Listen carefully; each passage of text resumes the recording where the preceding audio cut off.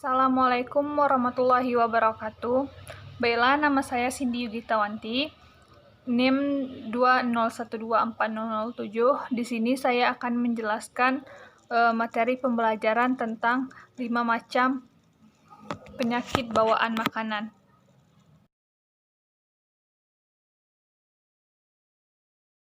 Penyakit bawaan makanan atau bisa juga disebut dengan foodborne disease adalah penyakit yang disebabkan oleh makanan atau minuman yang tercemar. Penyakit bawaan makanan ini disebabkan oleh berbagai macam mikroorganisme atau mikroba patogen yang mengkontaminasi makanan. Selain itu, zat kimia beracun atau zat berbahaya lainnya dapat menyebabkan penyakit bawaan makanan jika zat-zat tersebut terdapat di dalam makanan. Makanan ini baik dari hewan maupun dari tumbuhan dapat berperan sebagai media pembawa mikroorganisme penyebab penyakit bawaan makanan atau foodborne disease. Sebenarnya, makanan yang membawa penyakit bawaan dari makanan ini sangat sering kita jumpai dalam kehidupan kita sehari-hari.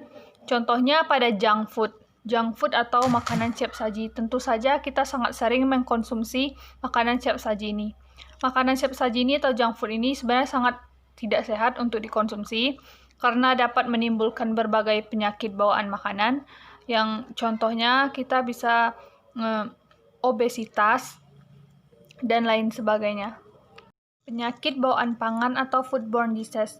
Yang pertama yaitu penyakit yang disebabkan oleh virus. Biasanya penularan terjadi karena manusia mengkonsumsi makanan yang berasal dari hewan seperti daging sapi, domba, ayam, kalkun, dan susu, di mana hewan tersebut telah terinfeksi virus tertentu.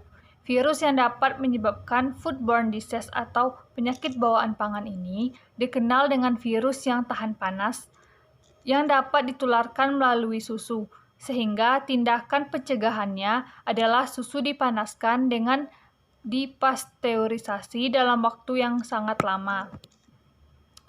Yang kedua yaitu penyakit yang disebabkan oleh parasit.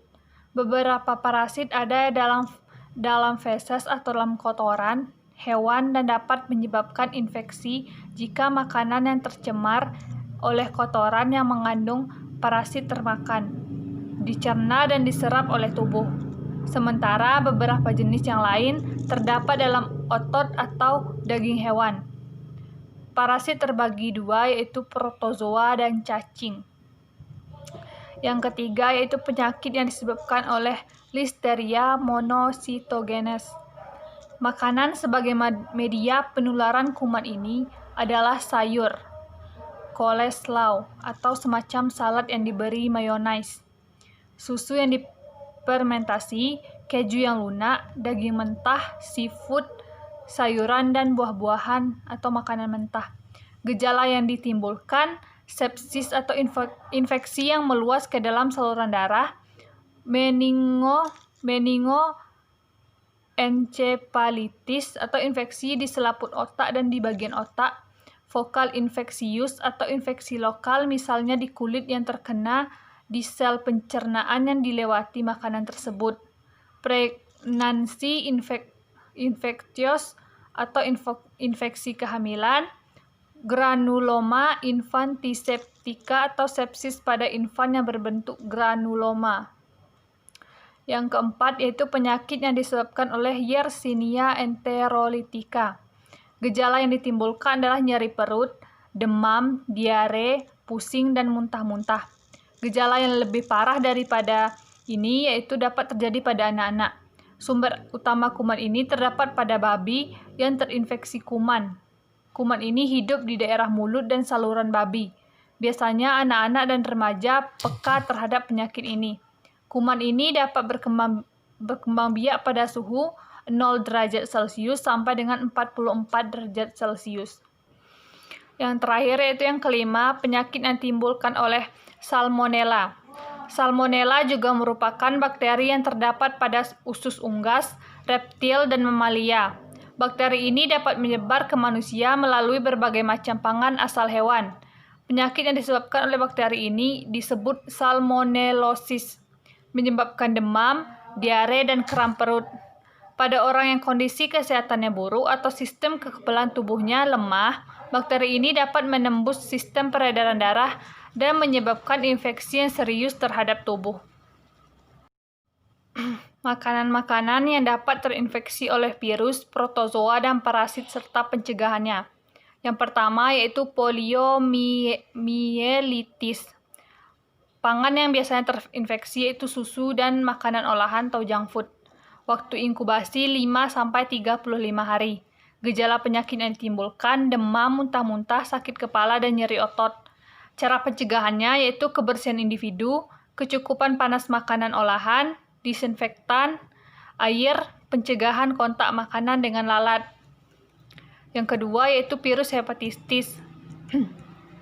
Makanan yang biasa terinfeksi oleh mikroorganisme ini yaitu susu dan kerang.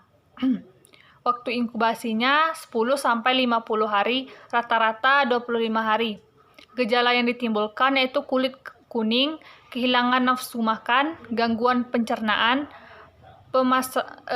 Cara pencegahannya yaitu pemasakan kerang-kerangan, kecukupan panas makanan olahan, susu, dan perebusan air. Yang ketiga yaitu entamoeba histolytica atau disenteria moeba. Yang terkontaminasi biasanya air yang terkontaminasi limbah, makan makanan yang basah yang terkontaminasi feses atau kotoran. Waktu inkubasinya beberapa hari sampai 4 minggu. Gejala yang ditimbulkan yaitu diare. Cara pencegahannya, perlindungan air, sanitasi selama pengolahan, jamban yang memadai. Yang keempat yaitu Taenia saginata atau cacing pita. Yang biasanya pada daging sapi mentah atau setengah matang yang mengandung larva. Waktu inkubasinya beberapa minggu. Gejala yang ditimbulkan sakit perut bagian bawah, perasaan lapar dan lelah. Cara pencegahannya, penyembelihan sapi dan penyediaan sapi di bawah pengawasan Dinas Kesehatan dan daging harus dimasak dengan matang. Yang terakhir yaitu Taenia solium. Biasanya terdapat pada daging babi mentah atau setengah matang yang mengandung larva. Waktu inkubasinya beberapa minggu. Gejala yang ditimbulkan yaitu gangguan pencernaan, malaise, encefalitis, bisa fatal. Cara pencegahannya, penyembelihan babi dan penyediaan daging babi di bawah pengawasan Dinas Kesehatan dan daging dimasak dengan matang. Cara mencegah foodborne disease atau penyakit bawaan makanan. Yang pertama yaitu kita harus memperhatikan kebersihan. Sesudah ke WC, mengganti popok, sebelum makan atau menyiapkan makanan, cucilah tangan terlebih dahulu. Dengan teliti memakai sabun dan kecuran air setidaknya 15 detik. Lalu keringkan dengan handuk atau tisu. Orang yang mendapat gejala penyakit ini tidak patut menyiapkan makanan bagi orang lain. Yaitu yang kedua yaitu pemantauan suhu. Menyimpan makanan pada suhu yang keliru bisa berakibat membiaknya kuman yang menyebabkan racun pada makanan yang tumbuh di antara suhu 5 derajat Celcius dan 60 derajat Celcius.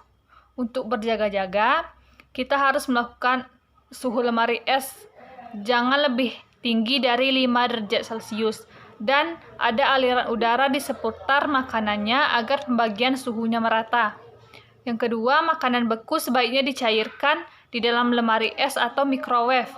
Sebab makin lama, makin makanan mentah dibiarkan pada suhu ruangan, makin cepat pula lah kuman berkembang biak dan racun bisa terbentuk.